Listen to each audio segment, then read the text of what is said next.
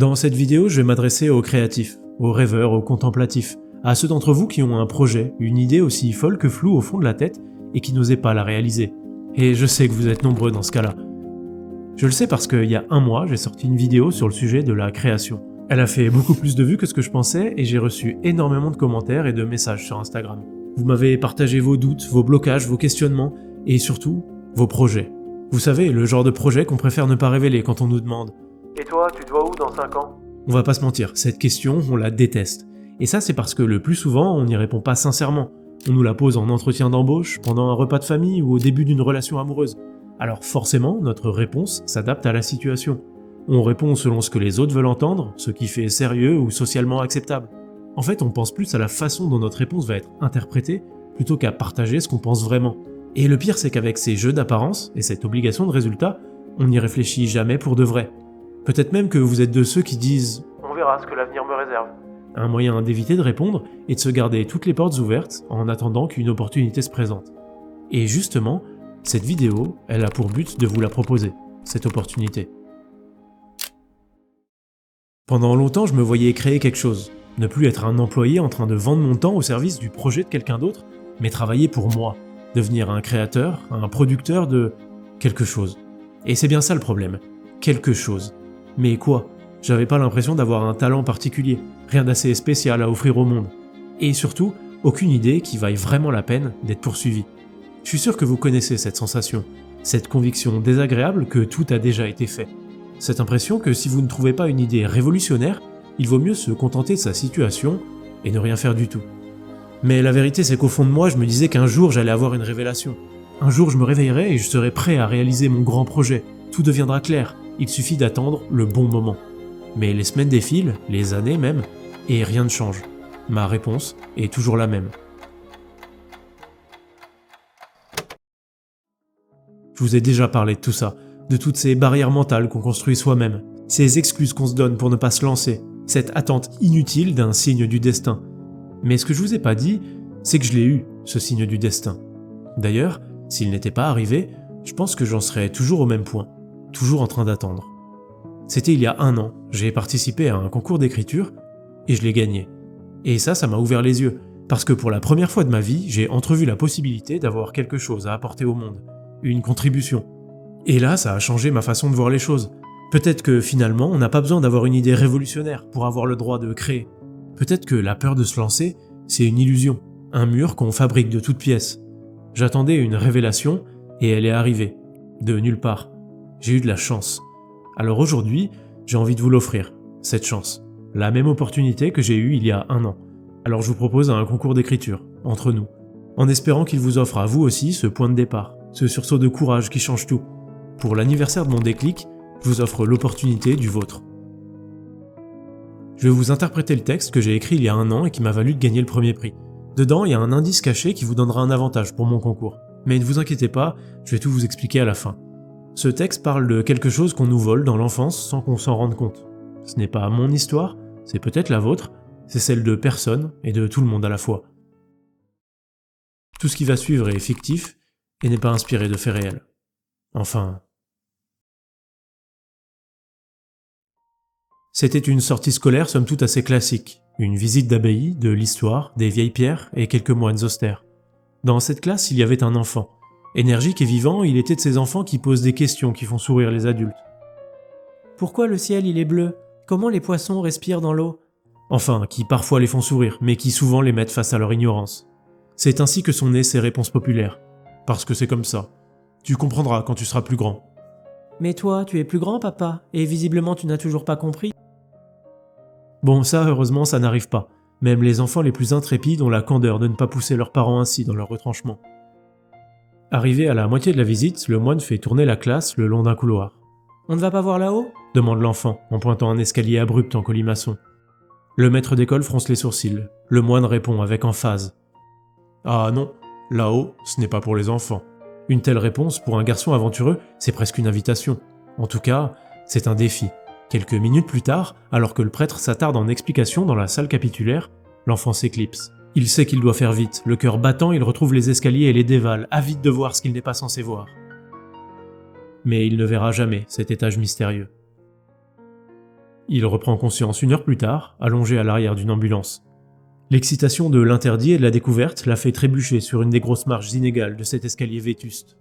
L'ambulancier le rassure, lui disant qu'il n'a rien de cassé, mais à ce moment-là, c'est le cadet de ses soucis. En effet, son maître est là, assis à côté du brancard. Il ne dit rien et le fixe d'un regard lourd et sévère. L'enfant, chez qui l'instituteur inspire respect, crainte et admiration, baisse les yeux et attend un inévitable sermon. Il le mérite et il le sait. Celui-ci ne se fait pas attendre. Voilà ce qui arrive quand on est trop curieux. La curiosité est un vilain défaut, tes parents ne te l'ont jamais dit ? Pourquoi est-ce que tu voulais aller là-haut ? Pour te faire mousser auprès de tes petits camarades ? Curiosité n'est que vanité, le plus souvent on ne veut savoir que pour en parler. Pour devenir un homme, tu dois t'en détacher. La curiosité a fait croquer la pomme à Ève, ouvrir la boîte à Pandore. C'est le premier degré de l'orgueil, c'est un masque que le médiocre enfile pour s'attirer un peu de lumière, le temps d'une histoire.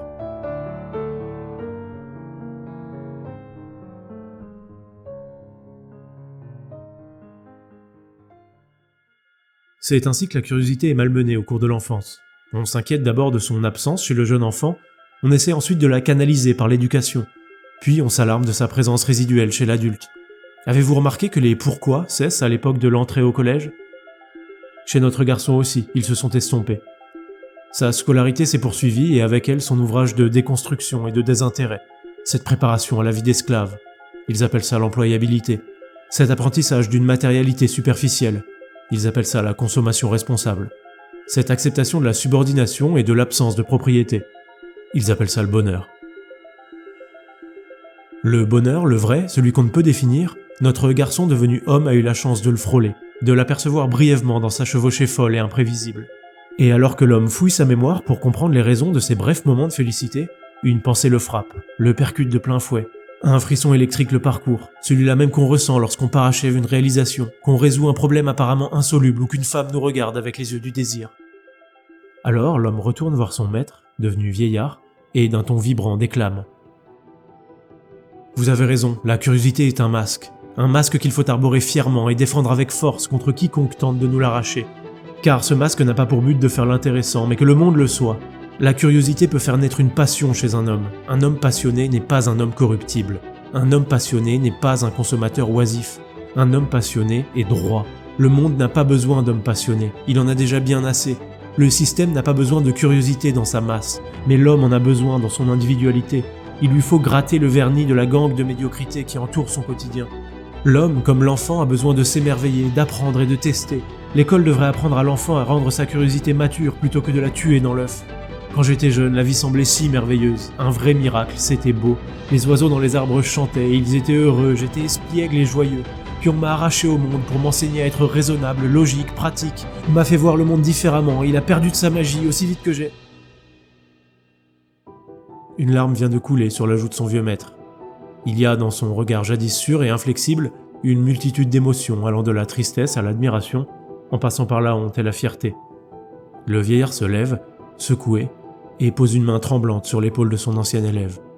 Mais avant qu'il ne puisse articuler la moindre réponse, l'intrépide petit garçon plonge son regard dans celui de son maître et lui dit « Merci ».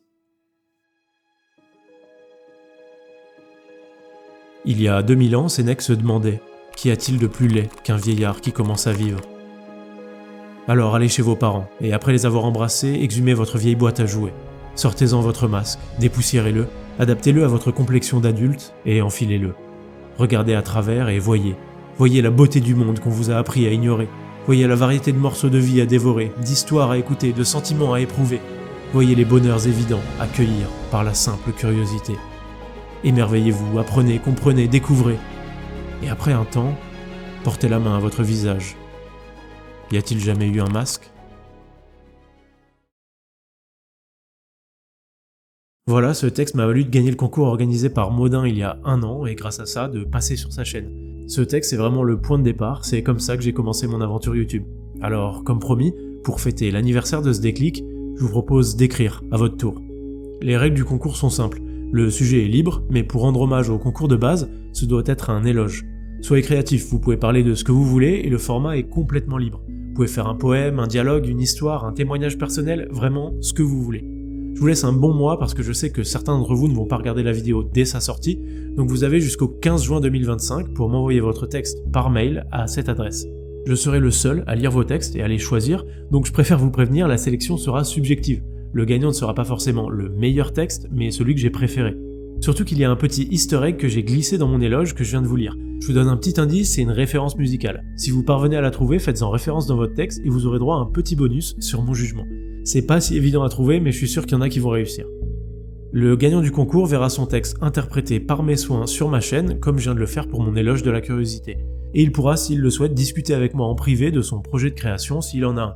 J'essaierai de l'aider à le concrétiser ou lui donner un coup de boost en le mettant en avant, comme ça a été le cas pour moi il y a un an.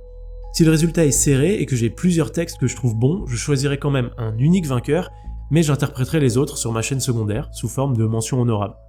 J'espère que vous serez nombreux à vous prêter au jeu, j'ai vraiment hâte de vous lire. C'était Cato Minor, et aujourd'hui peut-être plus que tous les autres jours, n'oubliez pas, tout ne fait que commencer.